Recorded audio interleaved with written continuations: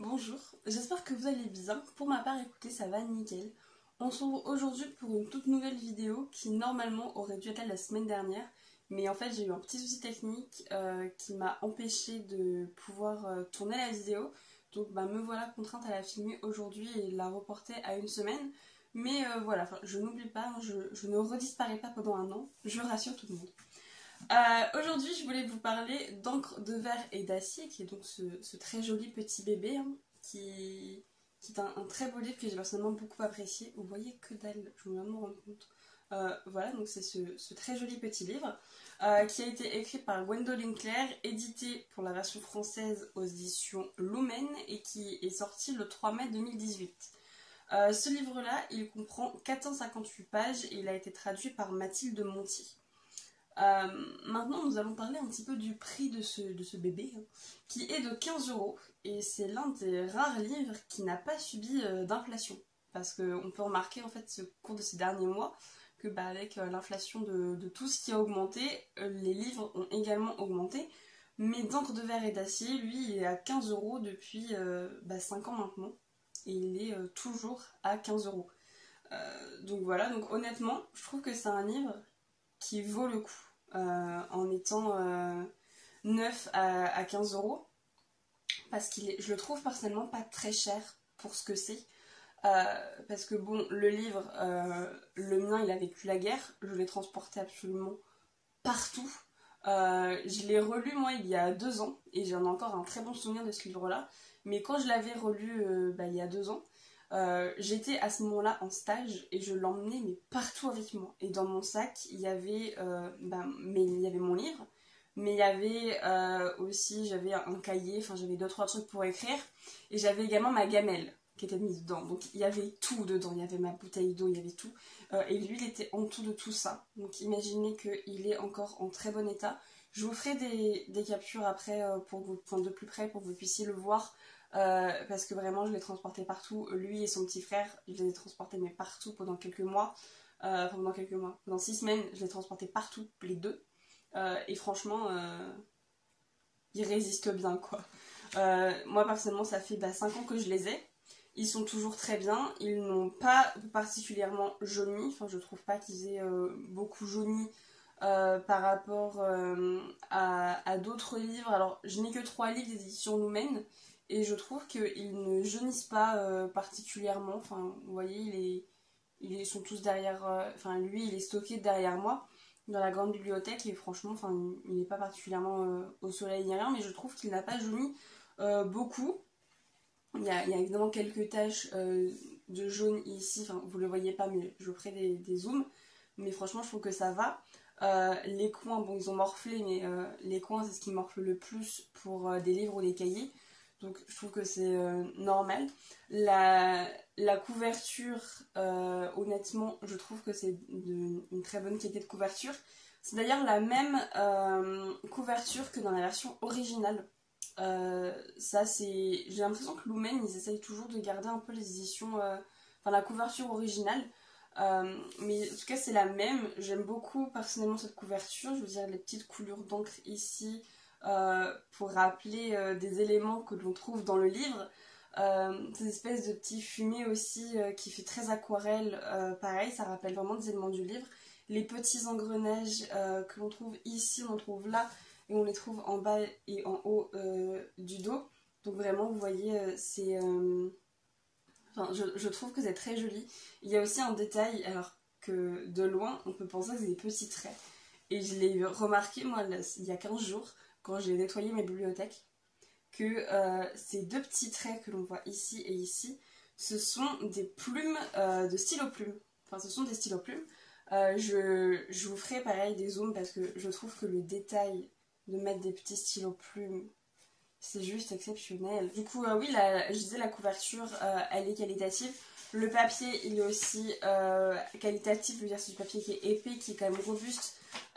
Si je devais mettre un bémol, c'est ici. Alors, je sais pas si vous allez voir de loin.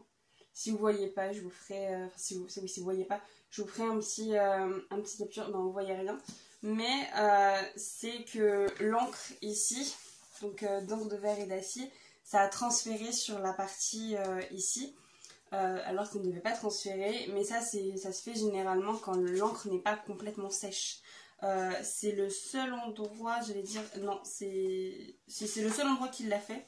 Ici on le voit mais par transparence, et honnêtement c'est pas non plus, c'est pas la catastrophe, hein. Je chipote, mais il y a des livres qui sont bien pires que ça. C'est vraiment là, si je devais chipoter, c'est chipoter pour chipoter quoi. Mais sinon je trouve que c'est des livres qui résistent bien dans le temps. Qui ont bien tenu longtemps, parce que les miens ils ont 5 ans et je vous dis je les ai emmenés partout. Et il me semble aussi qu'au lycée je l'avais relu. Oui c'est ça, en terminale je l'ai, fin de première ou terminale je sais plus, mais je l'ai relu lui et l'autre en terminale ou en première, hein.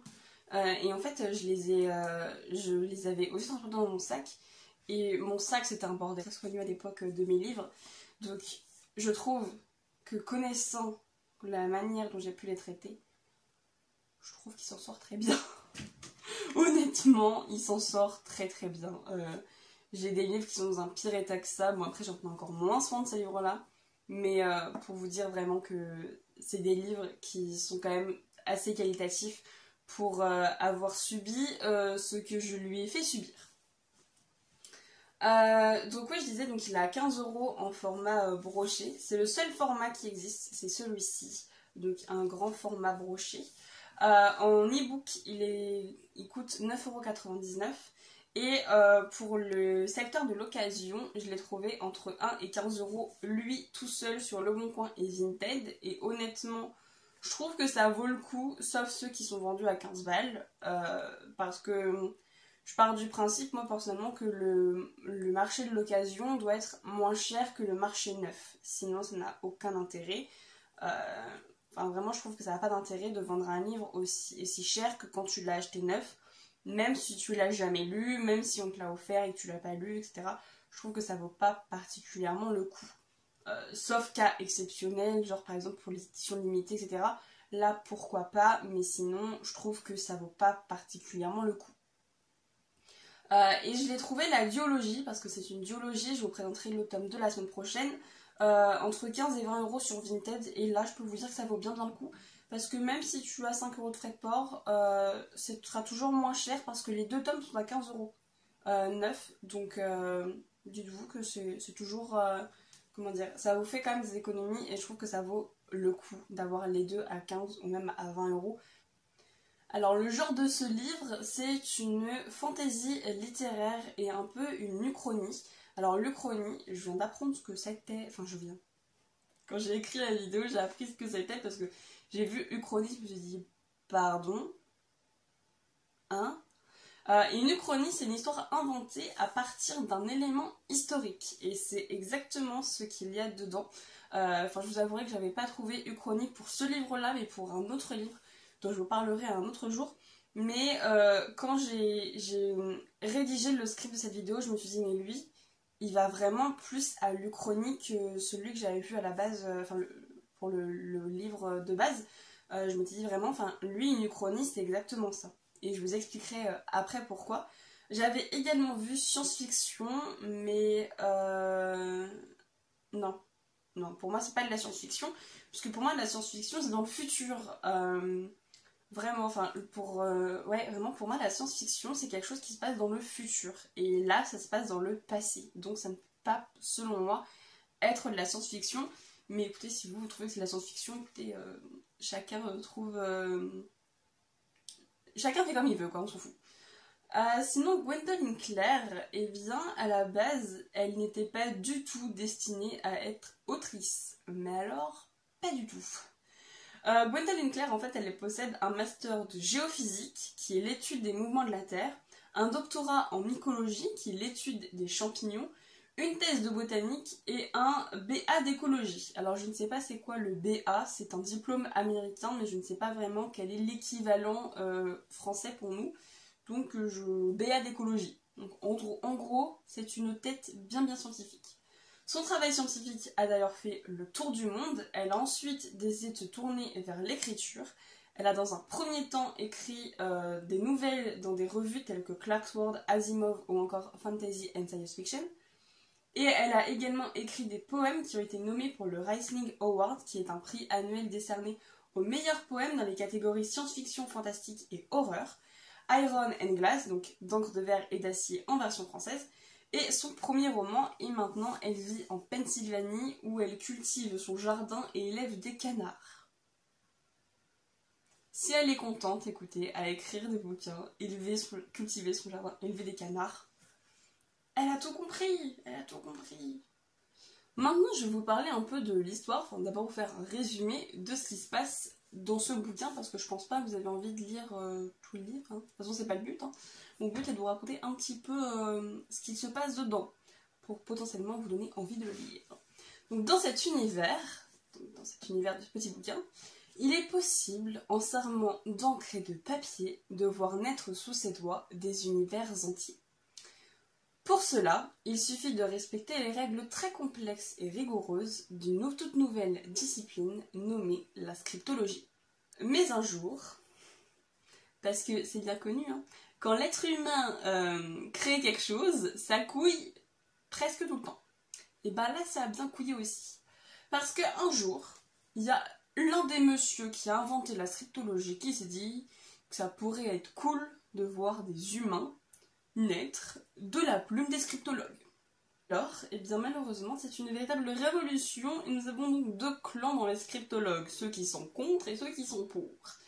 Et surtout que ce monsieur, donc qui est Montaigne, oui, l'auteur hein, Montaigne, eh bien, c'est lui qui a, on va dire, créé les humains à partir de la scriptologie, et c'est lui d'ailleurs qui a créé cette discipline qu'est la scriptologie.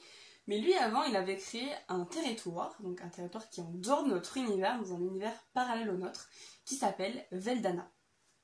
Et nous avons l'une des résidentes de cette jolie petite cité, qui s'appelle donc Jumi da Veldana, qui, elle, se retrouve à la tête des insurgés, bien décidée à foutre son poing dans la tronche à Montaigne. Parce que Montaigne, elle ne l'aime absolument pas, Jumi. Vraiment, elle, c'est une révolutionnaire, mais hardcore. Et du coup, elle parvient, eh bien, elle et ses compagnons insurgés, à percer le mystère de la scriptologie. Parce qu'elle, c'est ce qu'elle voulait se battre à armes égales avec Montaigne, et elle va réussir à percer donc ce petit secret et à ensuite l'apprendre aux autres habitants de Veldana. Mais du coup, elle a réussi avec l'aide de la scriptologie à reprendre le contrôle de Veldana à Montaigne, et Montaigne, il a pu retourner chez lui en rageant, bien profondément.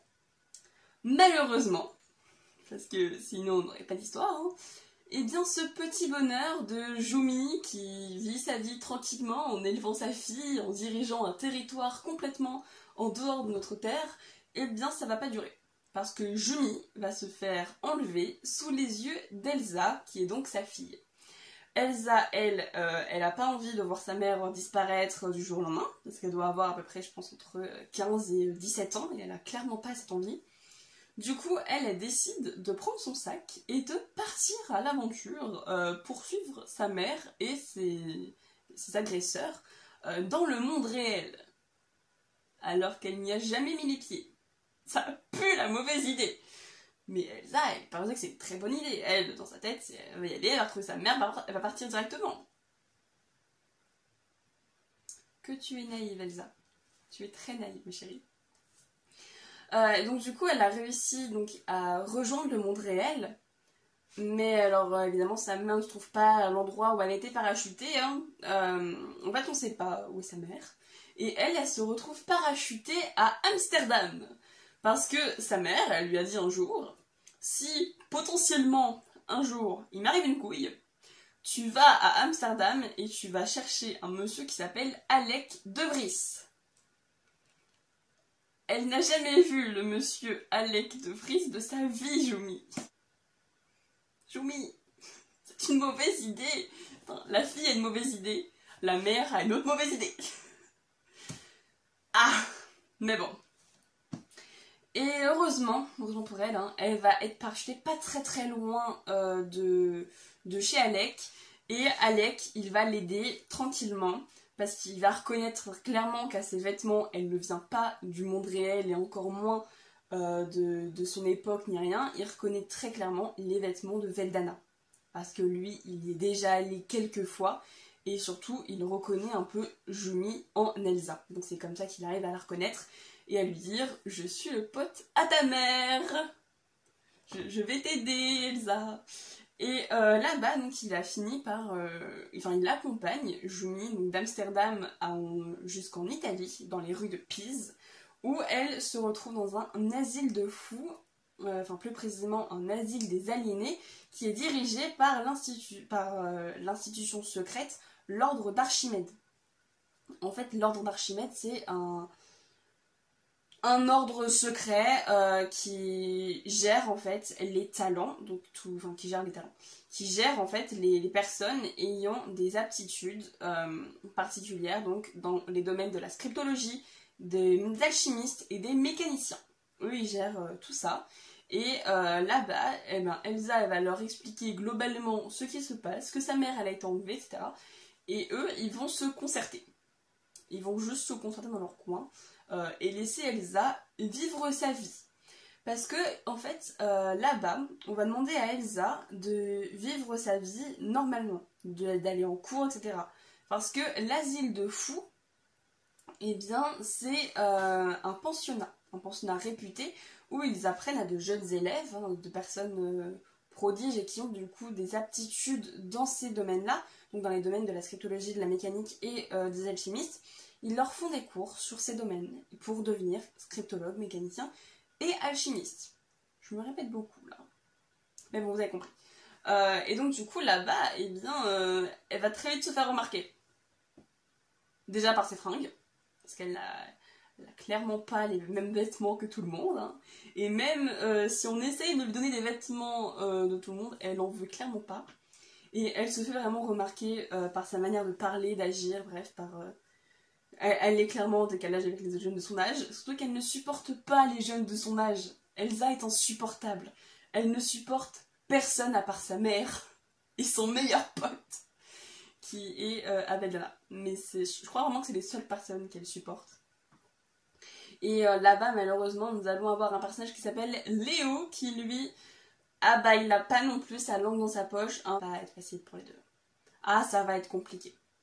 Tous les habitants de l'asile de fous vont complètement se taper la tête contre la table, parce que les deux... Ah mais ça ne va pas du tout ensemble, vraiment. C'est compliqué les deux ensemble. Surtout qu'Elsa, elle va devoir attendre que l'ordre d'Archimède, ils sortent de leur petit conseil, parce qu'ils sont en conseil depuis un petit bout de temps. Hein. Et Elsa, elle aime pas attendre. Du coup, à un moment donné, elle va dire « Merde, je vais faire ma vie, je suis grande, je vais retrouver ma mère toute seule, merci !» Et en fait, elle va se retrouver du coup partie à l'aventure et elle va prendre les choses en main à partir de l'ordre d'Archimède pour essayer de récupérer sa mère et de repartir très très vite à Veldana. Parce que même si Jumi, elle cache un très gros secret depuis de nombreuses années, eh bien Elsa en cache également un depuis toujours. Voilà. Et c'est tout. Voilà, c'est tout ce que je peux vous dire sur ce livre, parce qu'après... Je me connais, je sais que je vais partir en spoil et j'ai pas envie de vous spoil. Donc nous allons nous arrêter là pour la présentation de ce livre. Personnellement, j'ai beaucoup aimé ce livre, qui selon moi est un parfait mélange de faits historiques et de fiction. En fait, l'auteur, elle a repris des éléments historiques réels de l'Europe du 19e siècle et plus précisément de la réunification italienne, donc qui a eu lieu au cours du 19e siècle. Alors personnellement, je ne sais pas ce qui s'est passé pendant la réunification italienne.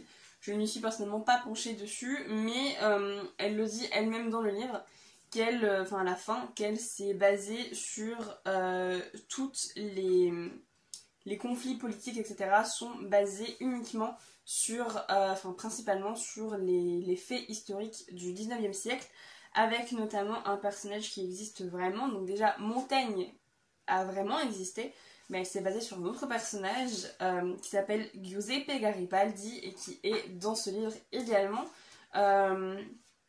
Et donc voilà, et en fait elle explique du coup tout ce qui se passe Il y a également donc l'un de ses fils qui apparaît qui s'appelle Ricciotti ou Ricciotti, je ne sais pas, je n'ai pas fait italien. Mais voilà, elle s'est basée en fait déjà sur deux personnages réels de la réunification italienne. Elle a également pris Montaigne qui a vécu au même moment et elle a mixé tout ça, en gros. Bien évidemment, tout ce qui était côté scriptologue, etc. n'existe pas dans la vraie vie, mais elle s'est basée là-dedans et notamment sur... Attendez, que je dise pas de bêtises. Non, c'est après.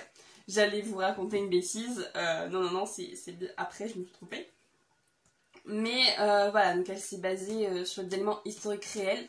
C'est pour ça dire que c'est une uchronie. Je vous disais tout à l'heure que c'était une uchronie, enfin que l'uchronie était une histoire fictive basée sur des éléments réels. En fait, c'est grâce à ces éléments réels-là qui font que ce livre est une uchronie. En fait, personnellement, moi je trouve que c'est plutôt bien équilibré. Le contexte historique de l'époque, il est plutôt bien respecté. Même si je connais pas précisément le contexte historique de la réunification italienne au XIXe siècle, je connais globalement ce qu'il s'est passé en Europe sur cette période-là. Et personnellement, les dialogues ne m'ont pas dérangé. Tout était plutôt similaire à l'époque, vraiment. Mais c'est pas dérangeant, ça va pas être déroutant. En fait, c'est assez bien écrit parce que ce n'est pas déroutant, mais on comprend que c'est pas à notre époque, c'est une époque passée. Et je trouve que du coup, c'est vraiment très bien écrit à ce niveau-là. Du coup, voilà, j'ai beaucoup aimé aussi le mélange moderne et ancien. Alors, c'est peut-être bizarre de dire ça, mais je vais m'expliquer tout de suite pourquoi je parle de mélange moderne-ancien. Parce qu'en fait, il y a des objets liés à la scriptologie qui me font beaucoup penser à des éléments très récents. Par exemple, donc là, ça va être un micro-spoil. Elsa, elle utilise un laboratoire portatif. Lorsqu'elle est à l'institut, à l'ordre d'Archimède, elle utilise en fait un laboratoire portatif pour travailler, pour s'occuper. Et en fait, moi, le fait qu'on dise que le laboratoire portatif d'Elsa, c'est un tout petit sac, et que hop, elle se glisse dedans et que c'est une pièce très très grande, bah ça me fait beaucoup penser au sac d'Hermione dans Harry Potter. Ou à la tente des Weasley, toujours dans Harry Potter. Tu sais, un truc qui paraît pas très grand, mais qui en réalité est immense. Et ça me fait vraiment penser à ça. Tout ça dans les univers Harry Potter, parce qu'il y a ça, mais il y a aussi donc, le sac d'Hermione, la tente des Weasley, et aussi la valise de Norbert dans le Numéro Fantastique. Mais ça me fait vraiment penser à tous ces éléments-là, un truc qui soit tout petit et qui en réalité il y a un très grand espace. Vraiment, moi ça m'a beaucoup fait penser à ça.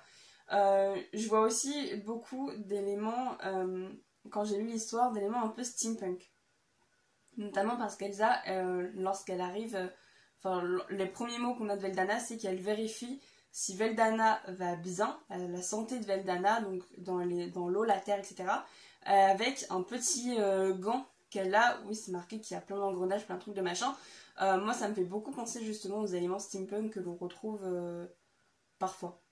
J'ai pas d'exemple à vous donner, mais ça me fait beaucoup penser à ça, des mitaines un peu, je sais pas, je sais pas trop, ça me fait penser, mais ça me fait penser à des trucs comme ça. Et après, par contre, il y a un truc que j'ai moins aimé dans l'histoire. C'est que c'est difficile de rentrer dans l'histoire. C'est difficile dans le sens où, déjà, l'action à se mettre en place, à savoir donc l'enlèvement de Jumi, ah bah c'est long, c'est très long. C'est assez long en fait, ça prend quasiment le premier chapitre à ce que l'enlèvement de Jumi se fasse.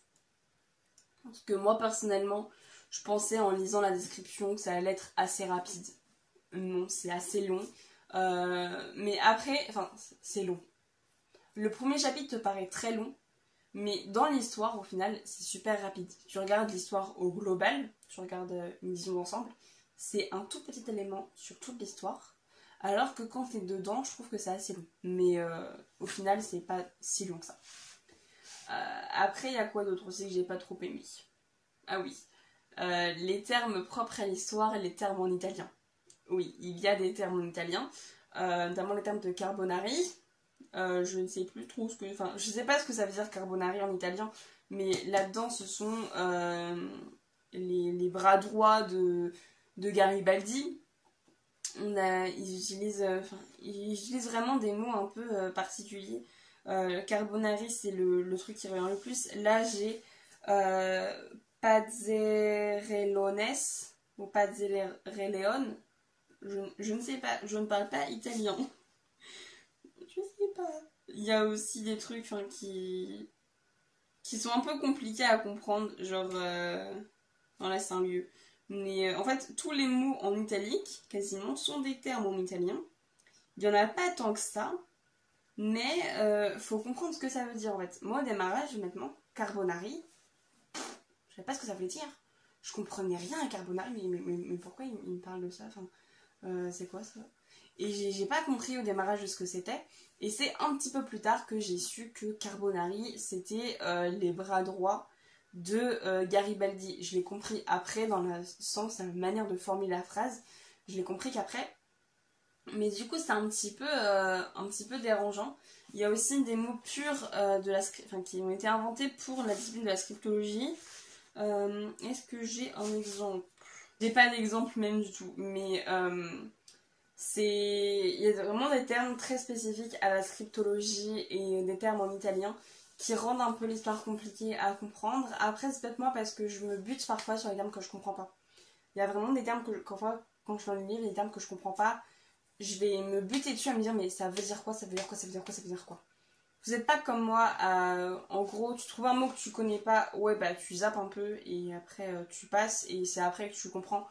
Ça ira, mais si t'es comme moi à te dire mais ça veut dire quoi ça, ça veut dire quoi ça, ça veut dire quoi ça, ça va être compliqué.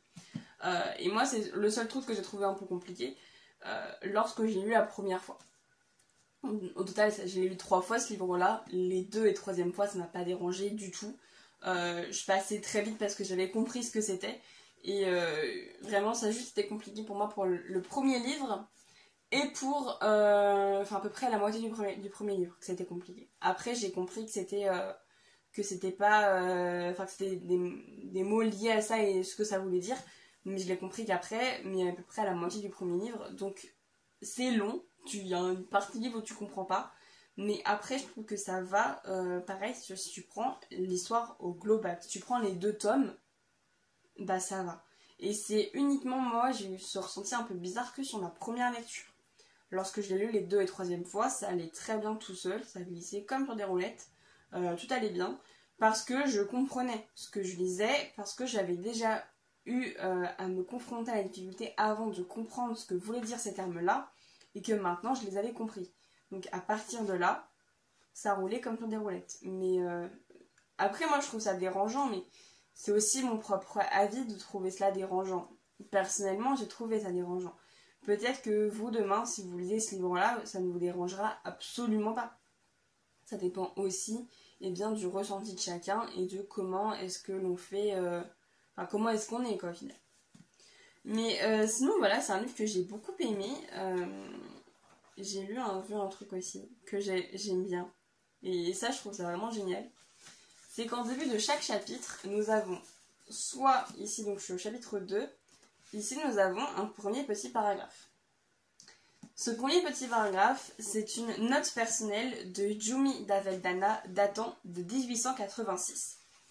Et nous avons ça à tous les chapitres. Nous avons ou une citation, par exemple, ici nous avons au chapitre 3 une citation de Giuseppe Verdi, ou alors nous avons des notes personnelles de Giumi ou d'Elsa, ou d'autres personnes. Et je trouve ça vraiment intéressant, ces petites citations. Je sais pas pourquoi je trouve ça intéressant, mais je trouve ça intéressant. Par exemple, la citation du chapitre 2, qui est donc une note personnelle de Giumi, c'est « À la lecture du Frankenstein de Shelley, je ne puis que m'interroger. Ne suis-je pas l'ennemi de l'histoire de Montaigne? Ne suis-je pas son monstre? Ou bien existais-je au point de vivre ma propre histoire dont il serait lui-même l'antagoniste ?» Elle a tout dit! Putain, elle nous a spoil dès le démarrage, elle! Oui, parce qu'une fois que tu connais l'histoire et son secret, là, ça se trouve, vous avez rien compris à ça. Mais une fois que tu connais l'histoire et tout, tu te rends compte que ça, là, c'est un pur spoil, en fait. Oh non! J'espère que vous avez rien compris, du coup. parce que waouh, mais le spoil il est masterclass. Nous avons ici un spoil masterclass. Ces quelques lignes sont un spoil masterclass. Mais c'est masterclass que quand tu comprends. Et j'ai juste de le comprendre. Alors que j'ai lu ce bouquin 3 fois. Mais est-ce que je suis bête? Voilà, elle nous a spoil Jumi, mais d'une manière. C'est une masterclass. C'est une masterclass pure et dure. Oh mon dieu, je vais voir si je trouve pas d'autres citations. Non, là c'est une citation encore. Enfin voilà, il y a ça sur tous les livres. Et en vrai, tu comprends chaque citation une fois que tu as lu le bouquin. Enfin, une fois que tu as lu le chapitre, tu comprends la citation. Par exemple, la citation du chapitre 1, c'est une citation d'Aristote. Point de génie sans un grain de folie. Et une fois que tu as lu le livre ou même le chapitre, bah tu comprends super bien la citation. Et je trouve ça assez intelligent parce que c'est des spoils mais ultra bien déguisés au final. C'est ce que là je viens de me rendre compte que le truc avec Jumi c'est un spoil de malade. Mais oui. Mais ouais, là aussi c'est un spoil parce que là on est au courant du truc de ce qui se passe. Ouais, la vacherie. Cette auteure est une auteure géniale, d'accord? Elle nous a fait... Mais oui, là aussi, puisque là c'est là quoi. Je viens de comprendre qu'elle nous spoil le chapitre dans les citations. Elle nous spoil le chapitre dans les citations. Mais je m'en remets pas là. Mais oui, oui. Elle nous spoil les chapitres et l'histoire. Avant chaque chapitre, elle nous fait un spoil. J'ai le droit de pas m'en remettre ou... Les gars, je viens de me rendre compte vraiment d'un truc. C'est que Gwendoline Claire, en chaque début de chapitre, je viens de vous le dire, nous fait une petite citation. Ce qui est génial. Mais en fait, ces citations nous spoilent ce qui se passe dans le livre. Et je crois que tu le comprends que à la fin. Vraiment, mais je m'en remets pas du tout. Elle nous a spoil son bouquin. À chaque chapitre, c'est un spoil du livre. Je m'en remets pas du tout. Je suis toute tchouk tchouk. En fait, c'est...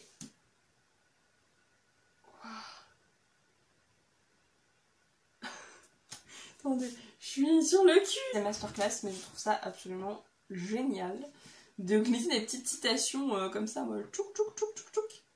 Et au final de se rendre compte à la fin que c'est des spoils. J'ai fait quasiment toutes les citations là du livre, de quasiment tout le livre, et en fait ouais, je n'étais pas sûre jusqu'à ce que je relise rapidement en lecture transversale un chapitre où je me suis dit mais non, tu te fais des films. Et non, je ne fais pas de film, c'est... Elle me spoil, j'ai l'impression, hein, peut-être que c'est moi qui interprète ça comme ça, mais j'ai vraiment l'impression qu'elle nous spoil chaque chapitre en avance dans la citation. Et que tu le comprends que à la fin. Et ça m'énerve un peu parce que j'ai lu ce livre 3 fois. Et ce n'est qu'aujourd'hui, jour du tournage de la vidéo, que je me rends compte qu'elle nous spoil depuis le démarrage. Là, je suis verte. Je suis verte de ne pas m'en être rendu compte avant, vraiment, enfin... C'est génial, ce livre est un giga banger, je ne veux rien savoir, c'est une masterclass ce bouquin, il est génial. J'aime beaucoup trop. Ah, j'ai envie de relire ce livre, alors que je suis déjà en train de lire quelque chose en ce moment. Non, tu ne le reliras pas. Mais waouh, je trouve ça vraiment génial ce qu'elle a fait. Je suis sur le cul. Je suis atterrée. Bon, du coup, je vous laisse sur le cul. Enfin, moi, je suis sur le cul et je vais vous laisser comme ça. Dans la description de la vidéo, je vous ai mis les réseaux sociaux de Gwendoline Claire. Donc, Instagram et son TikTok. Je vous ai également mis les réseaux sociaux des éditions Lumen. Donc, Instagram, TikTok, leur site internet qui est à l'heure actuelle en construction. Je vous modifierai ça si plus tard, si je vois qu'il n'est plus en construction et qu'il est définitivement fait. Enfin, il est tout le temps dans la description. et la chaîne YouTube des éditions Lumen, voilà, où d'ailleurs il y a un fantastique book thriller sur ce livre-là, qui a 4 ans, bientôt 5 ans, et je peux vous dire que le book thriller il est magique. Du coup écoutez, moi je vais vous laisser. Je vous retrouve du coup la semaine prochaine pour le tome 2, la fin de la duologie. Et voilà, je vais me remettre tranquillement de mes émotions là du fait d'avoir vu qu'elle nous a spoilé le bouquin. Pourquoi je m'en suis pas rendu compte avant? Moi je vous laisse et je vous dis à la semaine prochaine.